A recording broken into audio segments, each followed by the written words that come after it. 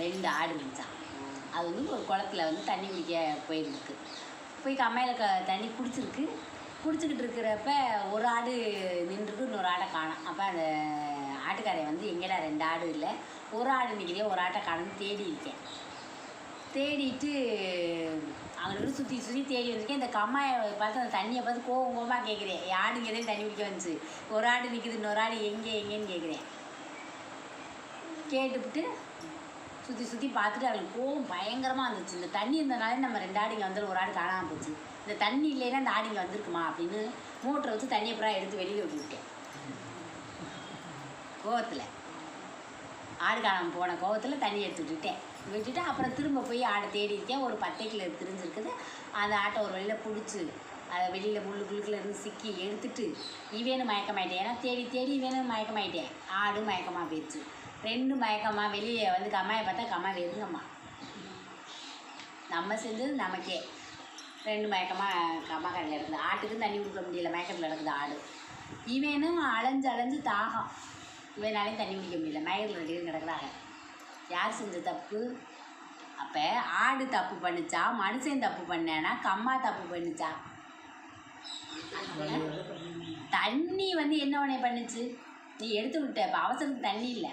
அதுக்கு அம்மா என்ன சொல்கிறாங்கன்னா, கோவம். நம்ம வந்து ஒன்று ஒன்றுதே சொல்லுவாங்க, இது இப்படி நடந்திருக்குன்னு. சரி வா, எதனால் அது நடந்துச்சு அப்படின்னு கேட்க மாட்டோம். ஒரு பிள்ளையோட சின்ன பிள்ளை அடிச்சிருப்பாங்க, அது போயிட்டு ஏன் என் பிள்ளைய அடித்தீங்க, தப்பு பண்ணிச்சான்னு கேட்க மாட்டேன். எப்படி என் பிள்ளைய நீங்கள் அடிப்பீங்க அதை முதல் சொல்லுங்கள். தப்பு செஞ்சுருக்கலாம், எப்படி தப்பு கூட என் பிள்ளை செஞ்சுருக்கலாம், ஏன் அடித்தீங்கன்னு சொல்லுவேன்னு கேட்பான். அப்படிதான் கேட்பான். அந்த மாதிரி கேட்கக்கூடாது. இப்போ என் தங்கச்சிமே சின்ன பிள்ளையில் இந்த வினோத் என்ன பண்ணேன்னா, இந்த வீடு கடைசி வீடு காலியாக இருந்த தொட்டிக்குள்ளே அந்த தொட்டிக்குள்ளே கீழே இறங்கி ஏறி விளையாண்டுருக்காங்க. ஒரு சின்ன பிள்ளை கீழே இறங்கிட்டு அதில் ஏற முடியாமல் இவங்களாம் விட்டுட்டு ஒளிஞ்சு ஓடியான்ட்டாங்கன்னா என்ன ஆகும் இல்லை. அப்போ எங்கள் அண்ணன் போய் நான் என்ன சொல்லினா, நம்ம தப்பு வந்து எதுக்காக நடந்துச்சுன்னு கேட்கணும். என்ன நீ அடிச்சுட்டாங்களா அப்படின்னா ஏன் அடிச்சிருப்பாங்கன்னு யோசிக்கணும்.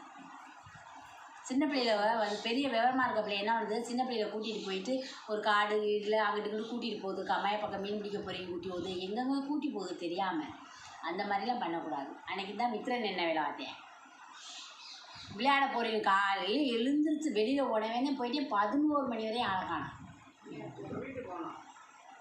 நாங்கள் 2 பேரும் ஊரையே கூட்டி அழுகிறோம், புலம்புறோம், பிள்ளைய காணோம்னு சொல்லி. அதுலேயே அவர் சொல்லிட்டாரு, நான் பூஜைக்கெலாம் வர மாட்டி, எனக்கு வெக்கமாக கிடக்குன்னு எல்லார்ட்டையும் சொல்லி எல்லாரும் என்னை பூஜையில் கேட்பாங்க, நான் வரமாட்டி பூஜைக்கலாமா அப்படின்னு சொன்னேன். எனக்கு அப்புறம் இருக்குது. அதுக்காக நான் என்ன சொல்கிறேன்னா, அப்புறம் அந்த பையல்கிட்ட கேட்டால் இல்லைக்கா நான் சொல்லிட்டு வந்தியான்னு கேட்டு இவன் சொல்லிட்டு வந்துட்டே சொல்லிட்டேன். நாங்களும் தெருவாக தேடிட்டோம். ஏன்னா காலையில் உன்னோட 11 மணி வரை வரலைன்னா அதே எதாக இருந்தாலும் யாரையும் வந்து யோசிச்சு சிந்திச்சு கேட்கணும்.